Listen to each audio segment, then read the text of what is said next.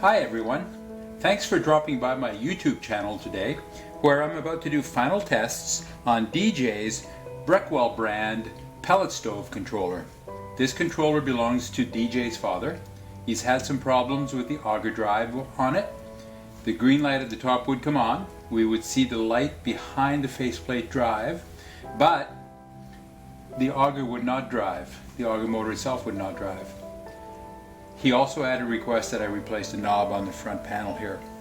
I received the controller earlier today. I did some troubleshooting work on it this evening. I've completed the repairs, replaced a couple components, and now I'm ready to do final tests on it. As you can see, I have DJ's controller on my tester. My tester is made up of a faceplate that holds DJ's controller, as you see here. There's also an actual auger motor behind the faceplate. The shaft from that auger motor comes out the front, and on it I have an X marks the spot type decal on it, so you'll see that spinning when the auger is being called to drive by the controller. I also have 4 light bulbs at the rear. The first one is for the igniter, the second is for the combustion or exhaust fan, the third one is for the auger motor in yellow, and the fourth in red is the convection or room fan. For this controller, we will not see the igniter lamp come on during testing. I don't have a circuit for that on this controller. So let me go ahead and turn it on. My tester is already on. If I turn on the on switch, we'll see a couple lights come on. There we have it. We have the combustion fan and we have the convection and room fan have come on. A few of the tests that I can do right now is to cycle through the convection or room fan. I have the high fan switch down here, so if I turn that on, we see the intensity of the light has gone up, which means that the fan would spin faster. I can turn that off, on, off, that's normal. And then I have the low B, C, D, E max switch positions that I can cycle through. As I cycle, you see the intensity of the light go up. As I always say with these controllers, D, E, and max are the same. They are hardwired together on the controller. So really, although we see the light flicker a bit, the intensity does not change. As I go low, we see the intensity change, so the fan would slow down. The last thing I can do is the manual feed button. As I do that, we'll see the auger drive come on. We see the auger light come on. We hear the auger motor in the back, but we do not see the little green light come on here. Press, release. Press, release. That's a momentary switch. So that's functioning correctly.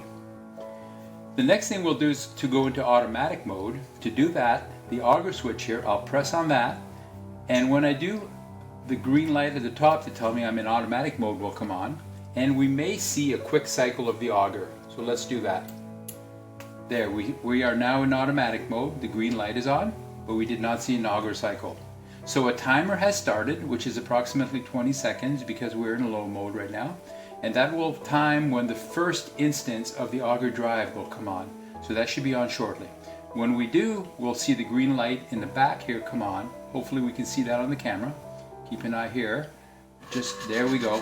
The green light came on, the auger motor light came on, we heard the auger, and we should have seen the decal spin.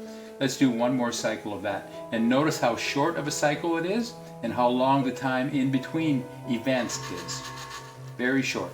So if I cycle up to max, we see the intensity of the convection or room fan has come up. Now we just need to wait for the auger timer cycle to kick in, and this time we'll see the auger drive for a longer period of time. Notice the difference here. On for longer, off for a shorter period of time. One more cycle. There it is. Clearly we can see the light, at least I can. Hopefully it shows in the camera. So one last cycle of that. I'll turn it back down to low afterwards to check the low speed one more time. Let's go for one more cycle. There it is. And I'll switch it over to low. So we see the intensity go low. Let's just wait for a real quick short cycle of the auger. And that should show that the controller is fully functional. There it is. There's a short cycle. You notice that. So DJ, there it is. Your controller is once again fully functional.